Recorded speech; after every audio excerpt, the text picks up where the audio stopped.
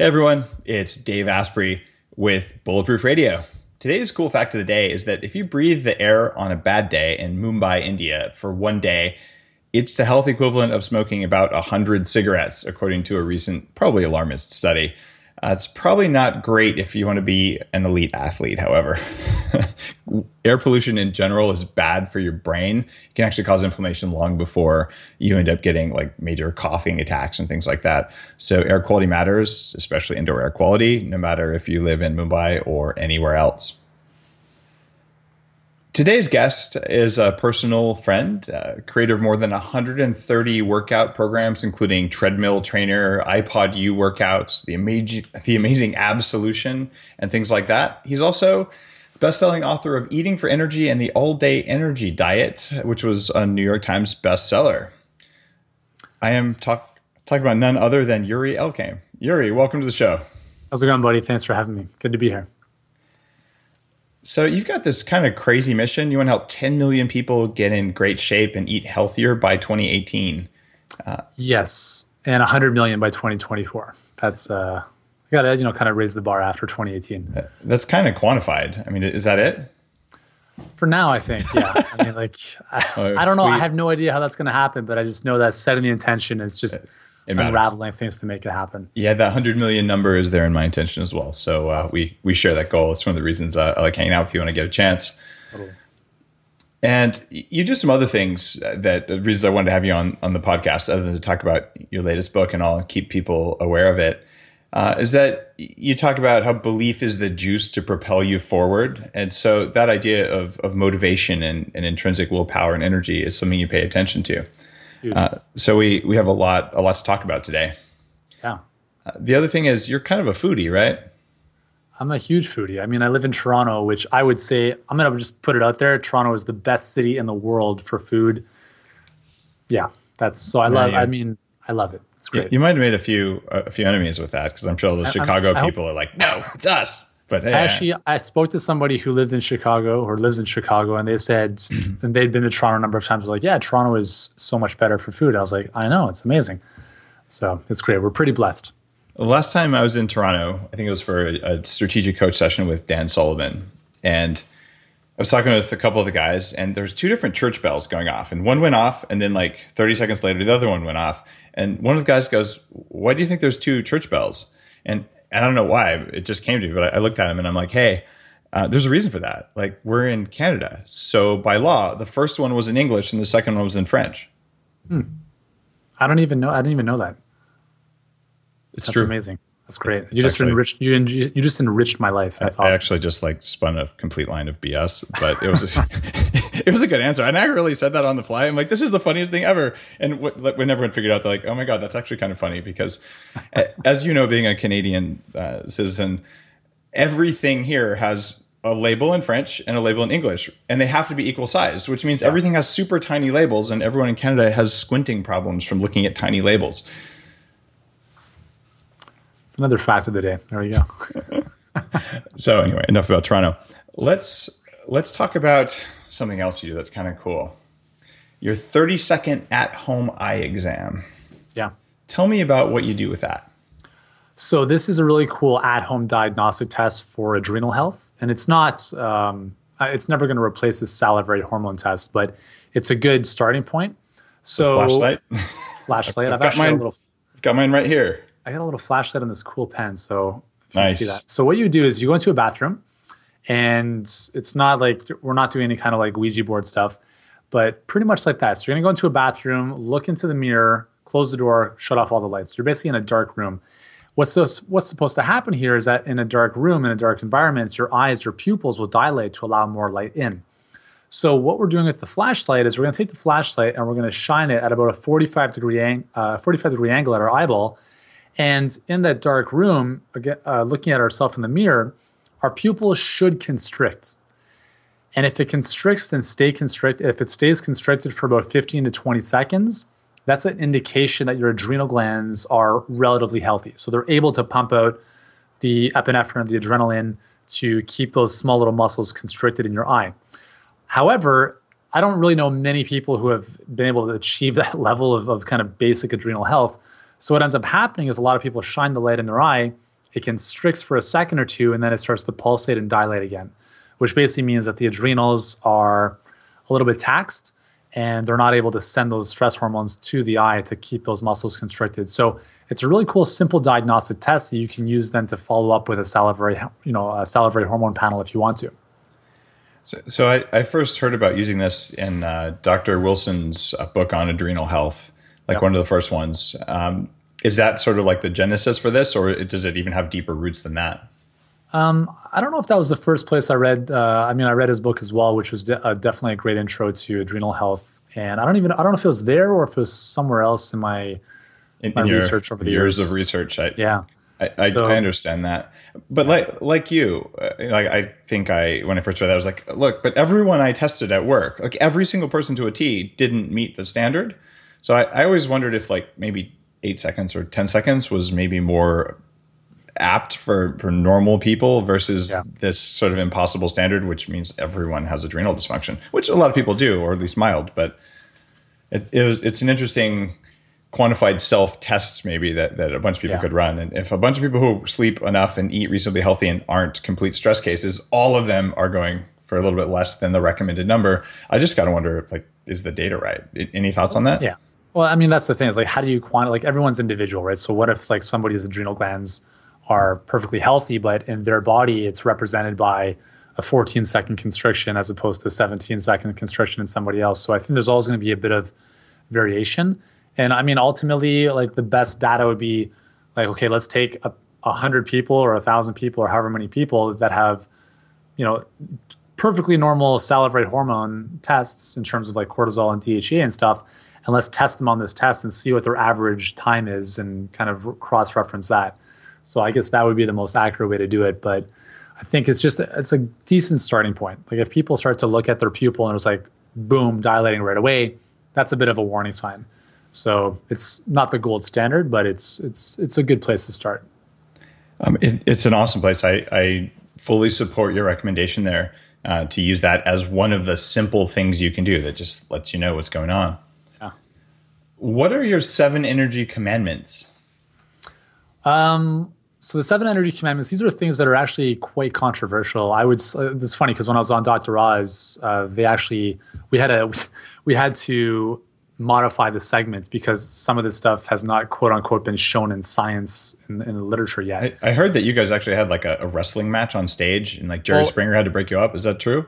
Well, what was funny, so we were demonstrating, we're talking about the blood at one point, which is one of the energy commandments is that energy really comes from the blood. So if your blood is sluggish and acidic, it's not able to deliver oxygen throughout your body because oxygen is kind of transported under red blood cells. And if your red blood cells start to kind of clump together because the blood is acidic as a result of some decrease in electromagnetic charges around the cells, like this what I just said is very like taboo in the medical community. They're like, what the hell are you talking about? I followed you on the clumping. The acidicness, though, I have some questions for you about that later, but all right, cool. Yeah, so it's interesting. It's one of those areas that there's research out of Germany that shows that there's changes electromagnetically that kind of... you can see them if you look at live blood cells. Like, it's not that hard to see.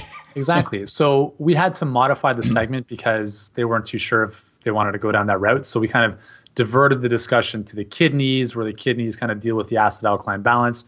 So anyways, in that whole, as we were kind of warming up for the show and doing our rehearsal, Dr. Oz spilled some of the quote-unquote fake blood that they had on his shoes.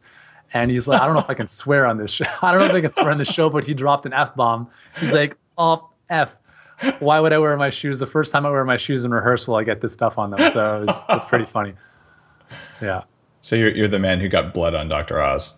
I guess. Those fake blood. New York Times best-selling author and bloodier. I don't know. That's right. Food dye contaminator.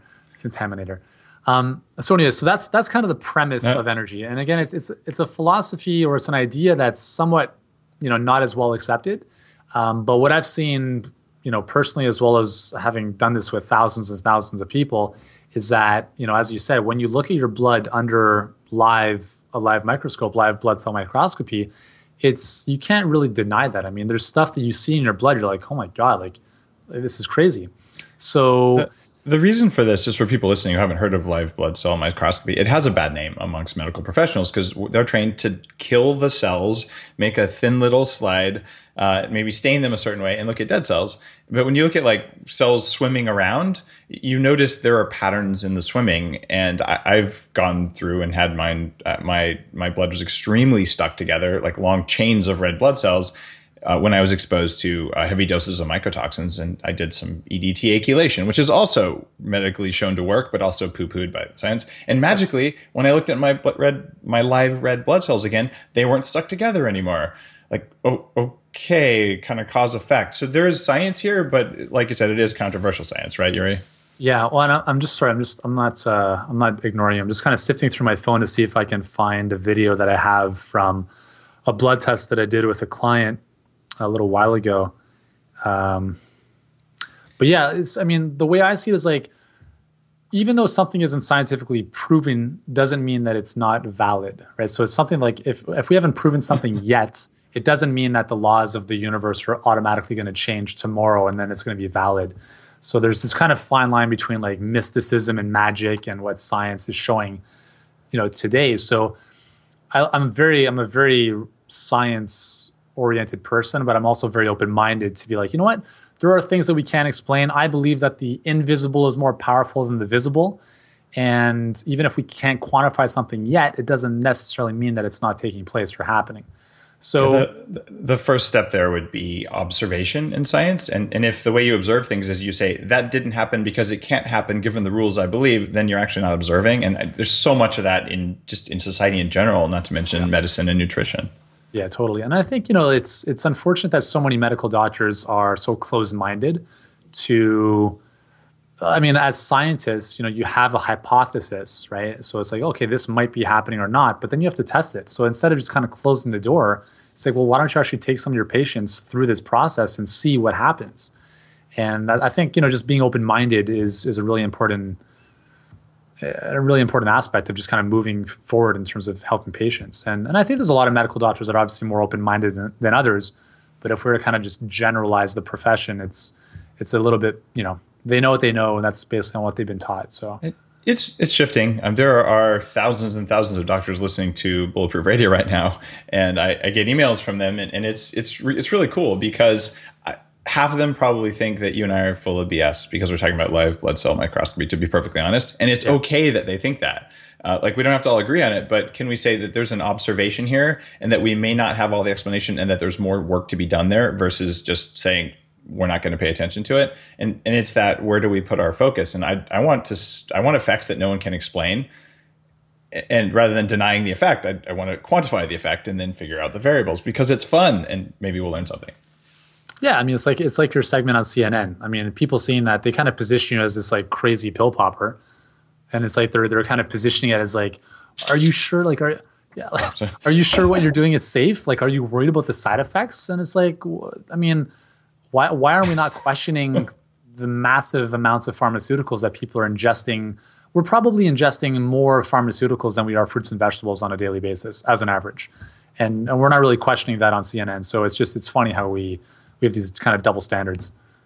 Yeah, I had a chance to ask one of the very, Craig Venter, actually, the first guy to sequence his human genome for $100 million. I'm like, so we're still waiting on the fundamental, hardcore, like definitive statistical science here. But in the next 5 years, like there's 6 million people like tuned in to listen to Bulletproof Radio. So what should we do now, given our best efforts? Or should we all just have pizza and beer and wait till the science is in? Yeah. And he was on stage at a Peter Diamandis event, which was awesome. And he goes, let's talk about that over pizza and beer.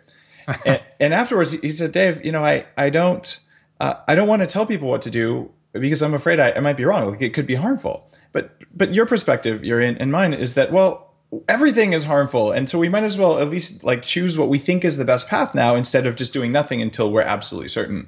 And that may be a personal risk-taking tolerance. And as a biohacker, I'm willing to take that tolerance because I could just eat fast food every day and say, well, I don't really know for sure. And maybe it's good, maybe it's not, whatever.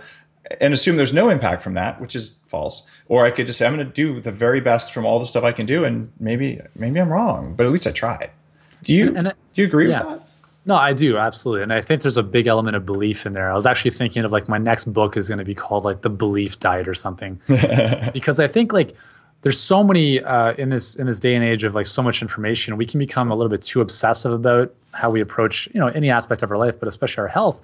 And I know a lot of people, I'm sure you do too, who they think they're eating healthy and then they make one little slip up. It's like, oh my God, I had this piece of bread and it's like the end of the world. Or they're eating something that is not like at the pinnacle of health and they start to beat themselves up.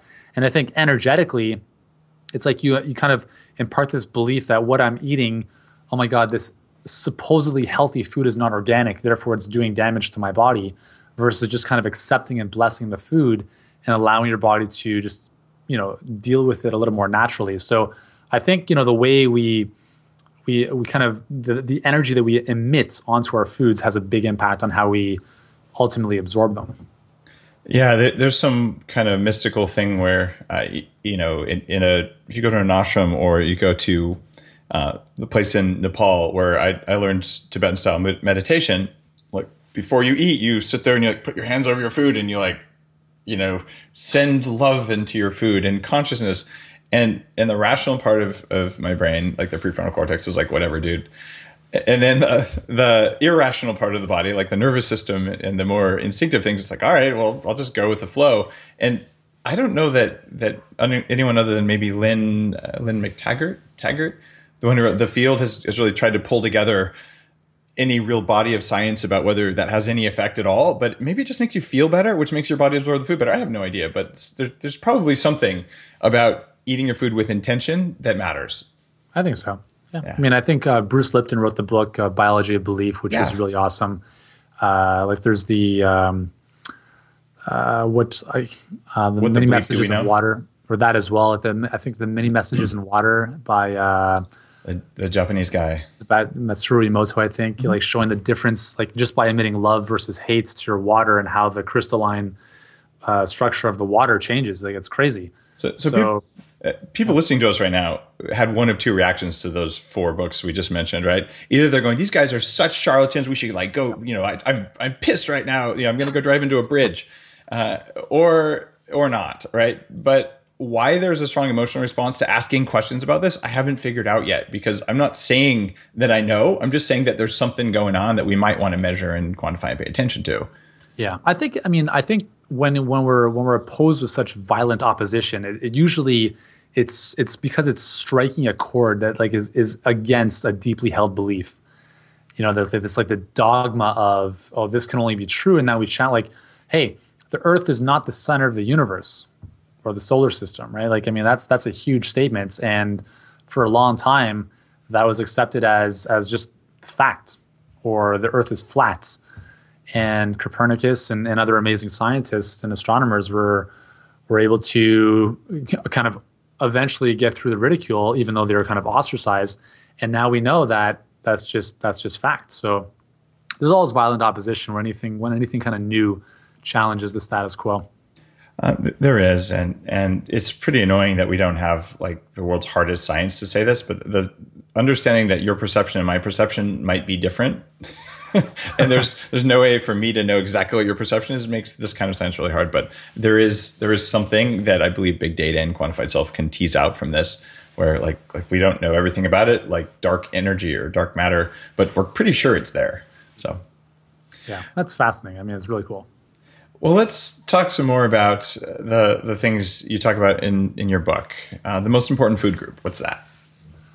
I believe the most important food group are greens, so green vegetables. And the reason for that is because they are unanimously the most nutrient dense as a class of foods in terms of like phytonutrients and vitamins and minerals and so forth. And I don't think there's any research that I've ever come across that shows that eating less or eating more green vegetables or vegetables in general is bad for your health. Well, there's the ones about raw cruciferous and thyroid suppression. I mean, there are very extreme cases where like people have problems from this. Well, so I wrote an extensive blog post on my blog about this because I was getting this question so often. Because I recommend, I'm a big fan of like, eating more of your vegetables in their raw state. So juicing, smoothies, salads. And the biggest question I get is like, what about the raw cruciferous vegetables? Like, aren't they bad for your thyroid? And here's the thing. So I looked at all the data, all the research, and there's really very, very small correlation between raw cruciferous vegetable consumption at the level that most human beings would be eating. There was one case of a lady who was eating, it was like 5 pounds of raw cruciferous vegetables a day, and like it just completely messed up her thyroid. But in the capacity that most people are eating them, it's so insignificant. And the reality is that, I don't know about you, but I'm not eating broccoli, Brussels sprouts, I'm not eating like cauliflower. I'm not eating all those foods in a raw state. I'm usually steaming them. When I was a raw vegan, I would blend all of those things and I'd chop them finely. And my salad was a head of broccoli, a head of cauliflower, half a cabbage. I bought these giant bowls because like I'm a big muscular guy. Try and get enough calories.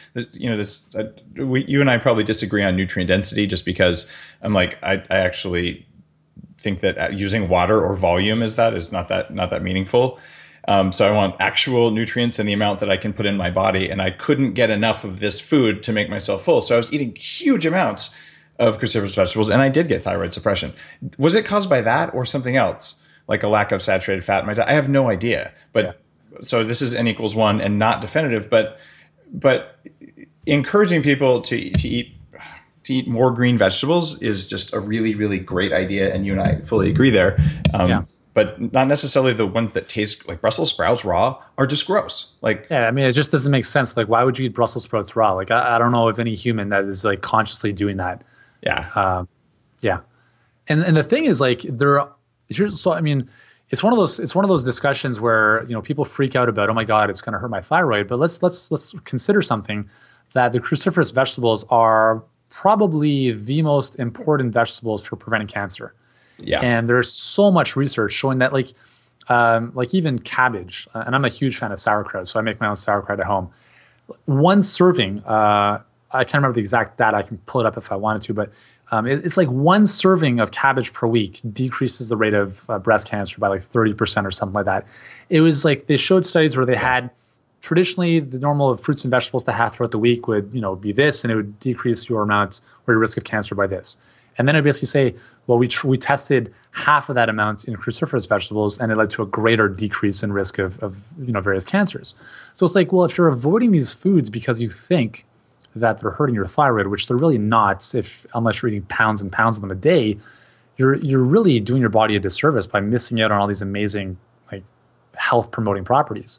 I would say you might want to cook the majority of them, but not all of them, because there's benefits to raw. But if you are the kind of person like me who would make a smoothie out of raw Brussels sprouts, and I've done that because you think it's good for you, I question that. Like, there's a reason your body doesn't want you to eat them raw. It's okay to steam them lightly and add some good stuff to them and make a meal out of it.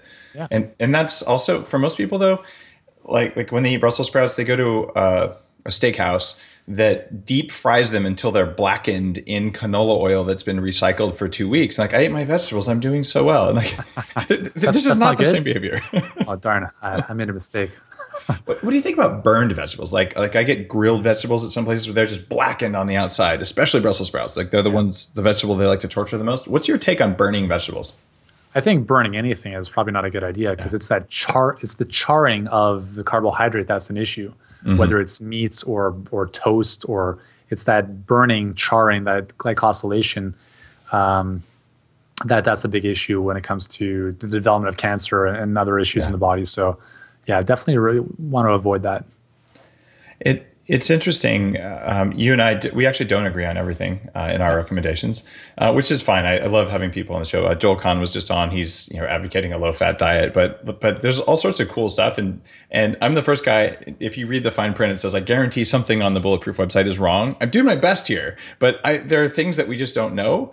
Or things where like there's a division of opinion here. So this is one thing where I suspect that if you and I both had the same set of ingredients, that I would probably cook more of mine than yours, but we'd both have some raw. We'd probably both have some cooked.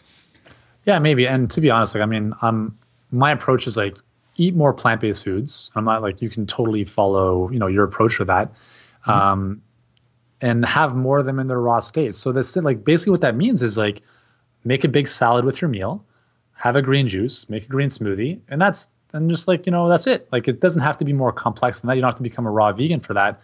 I was raw a number of years ago, and I felt great for a little while. And then I was like, well, I don't know if I can really sustain this. And I was like, eh. So everyone's individual, but I think fundamentally as a species, we do better with vegetables because remember, like plants produce phytonutrients to protect themselves against the environment. When we eat those, we basically, those benefits are transferred over to us. That's why like vitamin C, for instance, in organic vegetables is higher than non-organic vegetables because the plant produces more vitamin C to protect itself. So when we eat these nutrients, we are just ingesting all those benefits, and it's just a great thing. That's one of the reasons that like herbs and spices are so important. They're so pungent because they're like super powerful for protecting themselves. So you want to get that pungency, that bitterness, that spice, because it actually delivers stuff to your gut biome as well as to your body itself. So I couldn't agree more with you there, Yuri. Yeah. You do something else that's kind of cool, and you call it neural fine tuning, and hacking your nervous system is something that's just cool in every way, at least from where I sit. So what's your approach to basically fine tuning your nervous system? You have a morning practice, I think, that listeners would love to hear about. Yeah. So it's funny because I was just at a Tony Robbins event this past weekend, and it's just, it's so interesting how so many things in different spaces kind of come together. And a lot of what I teach is very similar to what Tony talks about. And one of the things was like emotion comes from motion. So if you feel kind of like crappy and depressed, well, look at how you're using your body. Are you kind of slunched forward? Is your head down? What's your facial expression like? And if you want to feel the opposite of that, then simply just sit up taller, shoulders back, put a smile on your face. These are simple things that our biology or like our muscles, so our physical body can change our neurology and essentially how we experience the world simply by smiling instead of frowning. It's like a really simple thing. So in the morning, what I like to do is first thing is I got to get my body moving. So actually the first thing I do is I'll do about 10 minutes of meditation. So I kind of prime my body for the day ahead and kind of my life ahead. So I start off with just a couple of breathing exercises. It takes me about 2 minutes just to kind of get oxygen into my system. And then what I'll do is I'll just go through a series of gratitude and visualization processes to just ground myself and kind of project love and all this other stuff. And to just kind of visualize, what are the most important things I want to do today and moving forward. Once that's done, it's like, okay, let's get the body moving. So I'll do some dynamic exercises to just kind of open up my, my hips, my upper body. And, staying supple is really important to me because it's not just about being strong and fit. I want to touch my toes. I want to be able to, have great range of motion. And that lessens the more you sit. So, if you're sitting at a desk all day or sitting on your couch, your body's just seizing up. So I like to do things that are getting the body active, getting the body moving. And there's really cool things. I don't know if you know Eric Cobb from Z Health. Oh yeah, Eric's a buddy. I love Eric. He's amazing. So I had a shoulder injury a number of years ago from tennis. He took me through 4 exercises, some kind of nerve flossing stuff. And within a day, it was just gone. So I'll do these kind of nerve flossing exercises in my upper and lower body, just to kind of open up my joints, allow better range of motion, just kind of feeling better overall. And the cool thing is that because everything ultimately comes from the brain, as you're doing a nerve flossing exercise, for instance, for your biceps or for your shoulder, you're actually improving communication between your body and your brain. And what I've noticed is that it actually helps focus. So I'll do a couple of those nerve flossing exercises before I start working, and then my focus mentally is a lot sharper. So that's typically, I'll spend the first 20 minutes of my day doing that kind of stuff. And then throughout the day, every 30 minutes to an hour at the most, I'm getting up, I'm jumping on my rebounder, I'm doing some more dynamic exercises, I'm doing push-ups, I'm doing pull-ups, like what I call micro movements throughout the day, just to stay limber, because I work out maybe 4 times a week at the gym or at home with weights, but that's not enough to counteract the effect of sitting or just sedentarism, being sedentary. So being active on a kind of a low level throughout the day is very important. Walking, taking the stairs, get up, standing at your desk instead of sitting. These are all things in the long run that I believe are much more important than just working out a couple times a week. And research shows even going to the gym 5 days a week does not counteract the effect of sitting for 8 to 9 hours a day. So it's pretty pronounced. So those are a couple of things that I do to kind of prime my nervous system and get it going. So would you recommend like lounging instead of sitting to take the pressure off your butt? Is that? Well, it's interesting because like sitting, we're not meant to sit, obviously, because we're sitting on our tailbone. I say standing is obviously best. But when you think about lying down, I think a lot of, again, coming back to energy, when we feel the most tired, we end up lying down. We don't want to stand. We want to lie down. And I think part of the reason for that is because our heart doesn't have to work as hard to pump blood against gravity. It's true. So if we're lying down, that's temporarily okay in terms of restoring energy. But if we're always lying down or in a horizontal position, we're essentially getting our heart lazy. And that's why something as simple as standing more often throughout the day can be a great thing for your heart, because now your heart has to, it's like, oh my God, I got to move blood 6 feet as opposed to no feet. And just the act of standing can now kind of prime your heart and the muscles in your lower body to start really pumping the blood back up to your head, which just by itself can be a big thing for a lot of people. Yeah, the idea of standing versus like sitting properly, like there's whole schools of thought about, well, you're sitting wrong, you're crossing your legs, you're not doing this. But I watched my kids. The reason I asked you about lounging there was partly because it was funny, but also partly because like I watched my 5-year-old, my 7-year-old, and like they'll lay on their stomach and they'll do stuff, and then they'll get up and they'll run around and then they'll sit down. But sitting isn't natural for them, but laying seems more natural than sitting for kids, versus that weird, fold yourself into a chair. And I've never seen a standing desk that adjusts from lounging, like laying on your stomach, working on your elbows desk, all the way to standing. And I've never tried that. But I almost wonder if that might be a better choice. And I thought you might know something about that. I'll take my laptop and I'll just work on the floor sometimes. That's it. I'm just kind of like getting my back into extension and, alleviating some of that stress. So sometimes I'll do that. There's also the proprioceptors in your joints, right? They sense motion, they sense pressure and all. And there's probably value from feeling the floor when you lay on the floor versus like laying on the world's fluffiest mattress. Or like there's a signal that should be coming to your body that isn't coming in when you do that. So I often wonder about those little tweaks and whether there's like a whole universe of best practice that there's somewhere between standing and sitting. And maybe we'll get the data someday. Indeed, we will. What's your deal with training? What should people do for optimal results?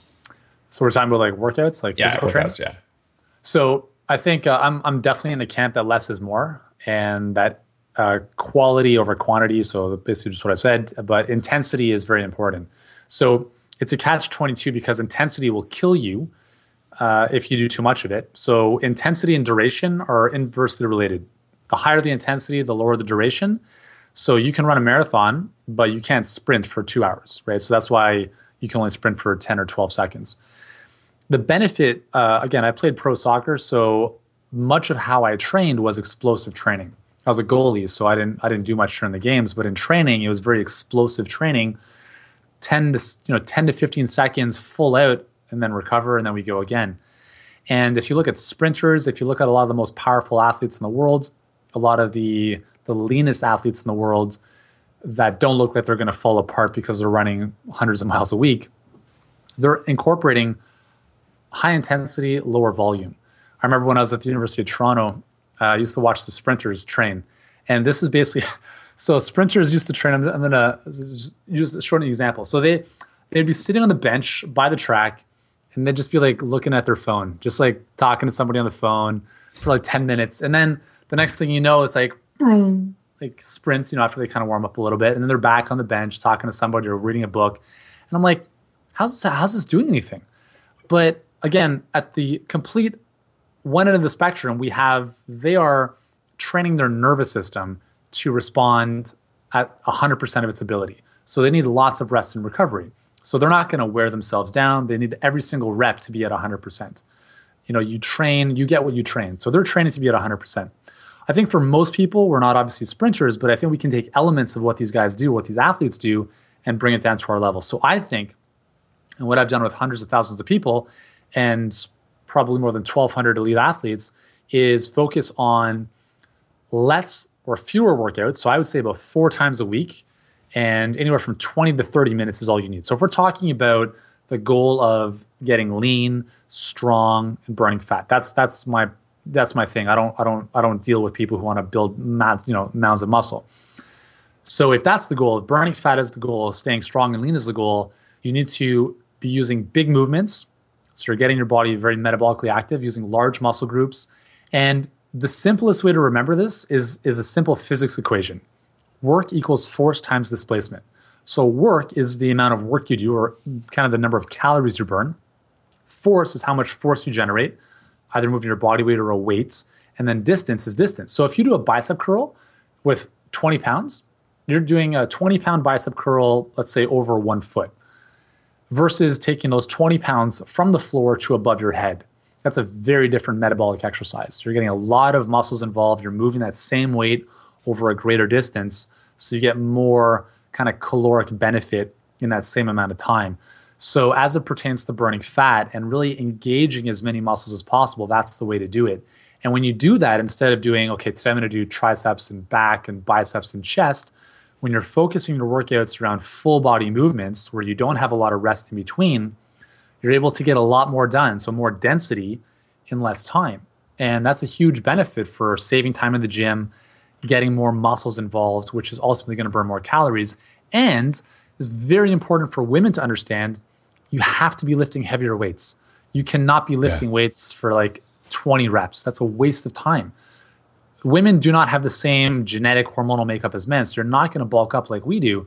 And so you want to keep your repetitions to within, I'd say, 4 to 8 repetitions max. That means that you need to be lifting a weight that only allows you to do 4, 5, 6, 7, 8 reps. If you're doing anything that's, if you're able to get to the 8th rep and you're like, oh, I can do a couple more, then increase the weight. When you do that, you're going to stimulate more muscle fibers, which is going to have a lot of benefits for strength, for caloric expenditure, and it's just the smartest way to train. And it's amazing that people, especially women, are still spending so much time and kind of so scared of lifting heavier weights when it's proven to be the most effective way to burn fat, but also to strengthen your bones. So if you're somebody who's worried about osteoporosis, you need to be using heavier weights, and that's the best way to do it. So 3 to 4 times a week, full body exercises, heavier weights, get to a point where you're huffing and puffing a little bit, and really kind of you feel your body generating heat. And those benefits are going to last for a long time after the workout, not just during the workout. So what I call passive fat loss. And you're not concerned about adrenal fatigue on 4 times a week. I mean, do you have people doing that protocol, looking at their eyes? I find you need a lot of recovery to do that much. Yeah. And so again, 4 times would be the max. I'm usually recommending people, like most of the workout programs I develop are 3 times a week. Okay. But again, if you have adrenal fatigue and you know you have adrenal fatigue, I would say those type of workouts are probably not the way to go, because you need to, if you're doing that same, you can still do a full body movement, but instead of doing like a circuit training fashion where you're going like one exercise to the next, to the next, to the next with a little rest, if you have adrenal fatigue, like I remember when I was going through adrenal fatigue a while ago, I couldn't train the same way I did like I did before when I was playing soccer. And I was like, okay, well, what am I going to do here?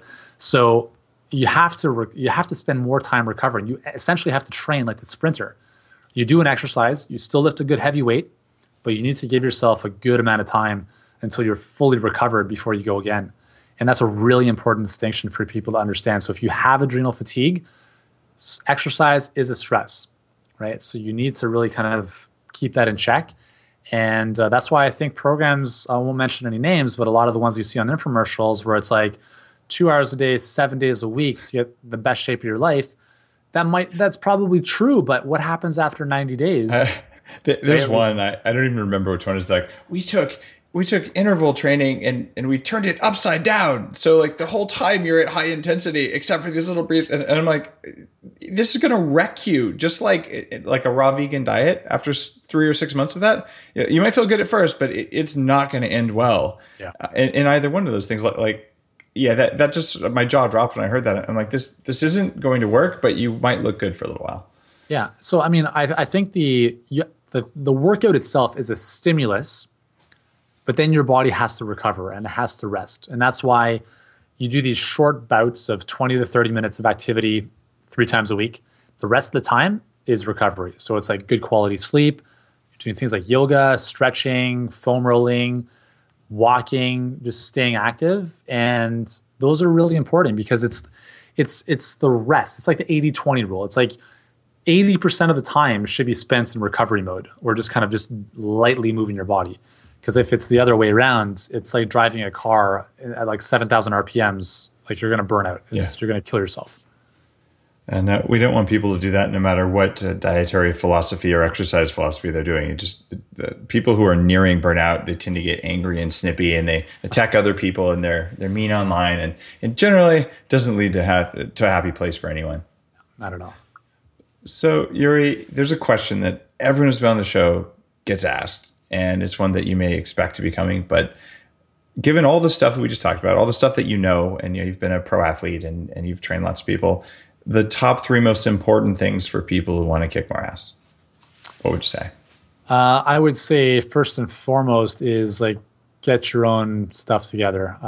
Basically what I mean by that is spend time on yourself, figure out what really drives you in life, and spend more time doing that.